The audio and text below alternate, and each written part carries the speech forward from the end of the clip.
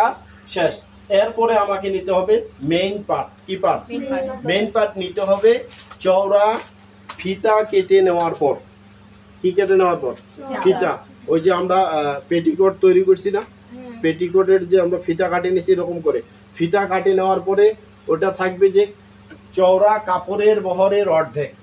চওড়া কাপড়ের বহরের অর্ধেক। তাহলে চওড়া কাপড়ের বহরের অর্ধেক মানে 18 ইঞ্চি থাকবে। তাহলে আমরা এখানে নিচ্ছি কত ইঞ্চি? 18 নিলাম। চওড়া 18 ইঞ্চি। এরপরে আমাকে নিতে হবে লম্বা। কি নিতে হবে? লম্বা পোশাকের লম্বা।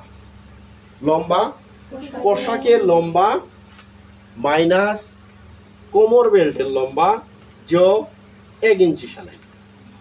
লম্বা পোশাকের লম্বা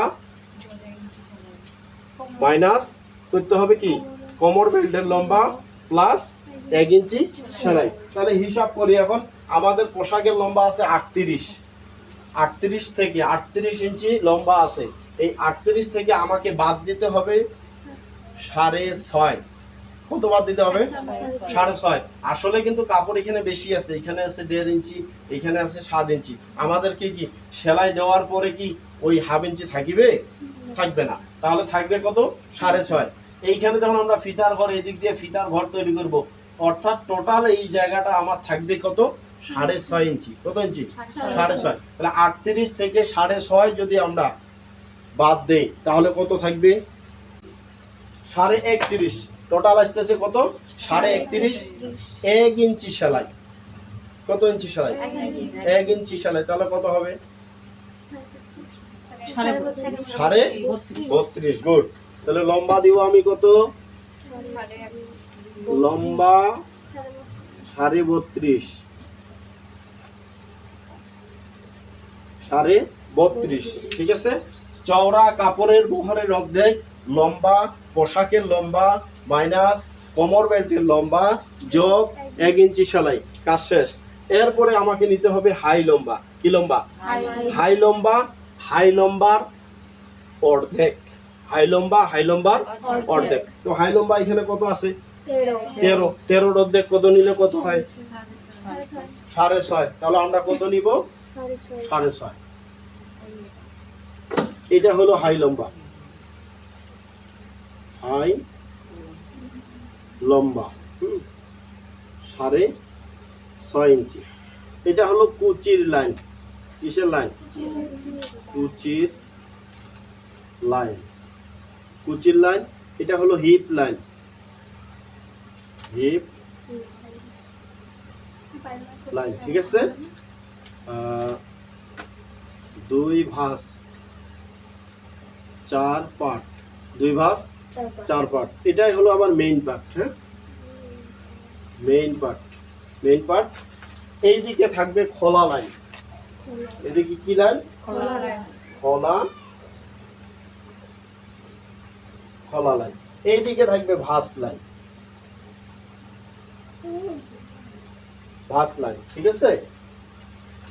এখন আমাদেরকে নিতে হবে হিপ লাইন চওড়া মাপের সমান। কি মাপের সমান? চওড়া মাপের সমান। যতটুকু চওড়া আছে ততটুকুই থাকবে। এখন আমাদের কাজ হইল যে মুহুরি লাইন। কি লাইন? মুহুরি লাইন। মুহুরির 2 ভাগের 1 ভাগ। মুহুরির 2 ভাগের 1 ভাগ যোগ কয় ইঞ্চি সেলাই? 1 ইঞ্চি। কত ইঞ্চি? 1 ইঞ্চি। তাহলে মুহুরি কত আছে? 12। 12 কে 2 ভাগে ভাগ করলে কত হয়? 6। 1 ইঞ্চি সেলাই তাহলে কত হবে? 7। এটা হলো মুহুরি লাইন। মুহুরি লাইন কত ইঞ্চি? 7 ইঞ্চি। এটা হলো কাটিং লাইন। Cutting line. ঠিক আছে। এই পায়জামাতে যদি আমরা কখনো কল্লি লাগাই, কি লাগাই?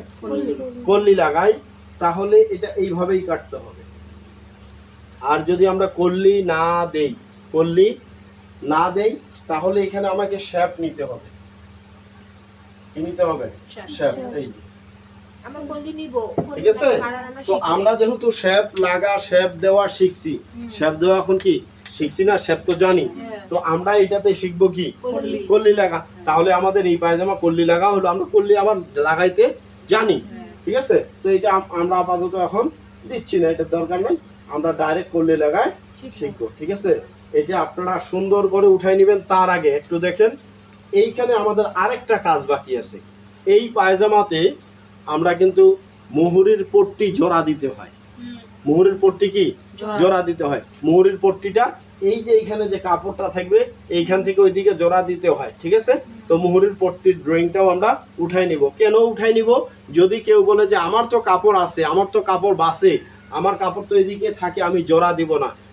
আমি জোড়া দিব না ঠিক আছে, কিন্তু কোনোদিন কোনো জায়গায় কোনো সময় যদি আমার কাপড় শর্ট থাকে, তখন আমরা তো জানি না যে কিভাবে মুহুরির পট্টি জোড়া দিতে হয়, তখন কেমনে জোড়া দিব, এই জন্য শিখে রাখতে হবে। যদি কাপড় থাকে ভালো, ডাইরেক্ট নিলাম, কাপড় না থাকলে এই দিক থেকে সাইড থেকে কি দিব, জোড়া দিব। তাহলে মুহুরির পট্টির সূত্র হলো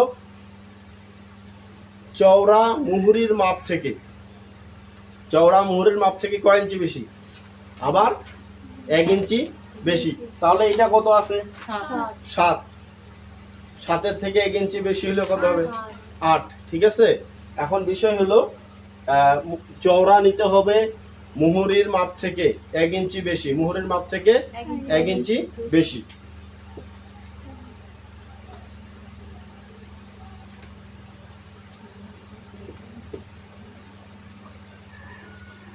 এটা সূত্র হলো চওড়া মুহুরির মাপ থেকে 1 ইঞ্চি বেশি। মুহুরির মাপ থেকে কয় ইঞ্চি বেশি, 1 ইঞ্চি বেশি। এখানে 7 আছে, 7 দুগুণা কত হয় 14। এইখানে কিন্তু 2টা নিতে হবে। কয়টা নিতে হবে, 2টা পার্ট হবে 2টা। তখন আমরা নিব ডাইরেক্ট এখানে চওড়া লিখবো 15 ইঞ্চি, চওড়া 15 ইঞ্চি রাউন্ড করে। কি হবে, এখানে ভাঁজ দেওয়া আছে না, রাউন্ড করে এটা ভাঁজ দেওয়া আছে। ঠিক আছে, 2টা নিতে হবে। কয়টা, 2টা নিতে হবে। তাহলে চওড়া নিলাম 15 ইঞ্চি, লম্বা 1 ইঞ্চি থেকে 4 ইঞ্চি পর্যন্ত, 1 ইঞ্চি থেকে 4 ইঞ্চি পর্যন্ত, বা কাস্টমারের চাহিদা অনুযায়ী 1 ইঞ্চি থেকে 4 ইঞ্চি পর্যন্ত বা কাস্টমারের চাহিদা অনুযায়ী। এই পায়জামাগুলো কিন্তু মুহুরি অনেকটা দেয়, আগে দিত, এখন অনেকে দেয় না, এখন 1 বা 2 দেয়, কিন্তু আমরা যেটা নিয়ম সেটা তো আমরা জানি তো, এতটুকু দেয়। ঠিক আছে, তাহলে এটা আমরা লম্বা নিলাম 2 ইঞ্চি, লম্বা 2 ইঞ্চি, মুহুরির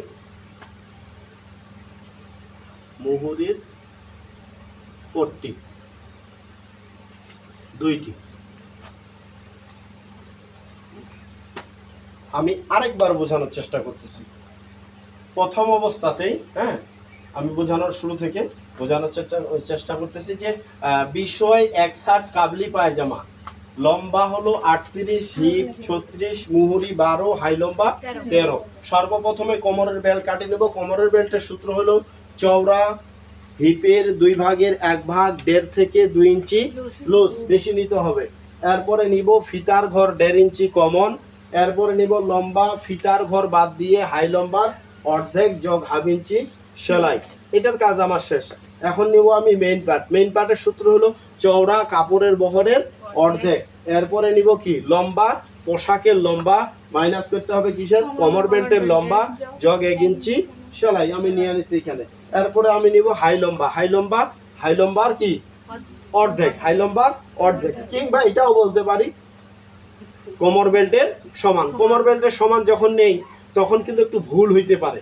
কি ভুল হইতে পারে, এইখানে আছে 1.5 ইঞ্চি, এইখানে আছে 1/2 ইঞ্চি, তখন ছাত্রীরা বুঝতে পারে না। এই জন্য হাই লম্বা অর্ধেক। তাহলে এইখান থেকে আমরা অর্ধেক নিছি, এইখানে নিছি 6.5, এইখানে আমার আছে কত 6.5, 6.5 দুগুণা কত হয় 13, এইখানেও আমার আছে কত 13। মুহুরি লাইন, মুহুরির 2 ভাগের 1 ভাগ 1 ইঞ্চি সেলাই। ঠিক আছে, এটা হলো মুহুরির পট্টি। চওড়া মুহুরির মাপ থেকে 1 ইঞ্চি বেশি। ঠিক আছে, মুহুরির মাপ থেকে কয় ইঞ্চি বেশি, 1 ইঞ্চি। এখন বলবেন যে এখানে ফির আবার 15 কেন হলো, এই যে 7 দুগুণা কত আছে 14, 1 ইঞ্চি বেশি নিছি, 2টি নেওয়া আছে। লম্বা 1 ইঞ্চি থেকে, কেউ চিকন নাই, এরকম চিকন নাই কেউ আছে, 1 থেকে 4 ইঞ্চি পর্যন্ত বা কাস্টমারের চাহিদা অনুযায়ী এই সুন্দর করে ড্রয়িংটা আপনারা উঠাই নেন খাতায়, ঠিক আছে? এরপরে আমরা যাব সূত্র, কাটিং, সেলাই, বাকি থাকবে, আপনারা সাথে থাকবেন, আমাদের কাজ চলতে থাকবে।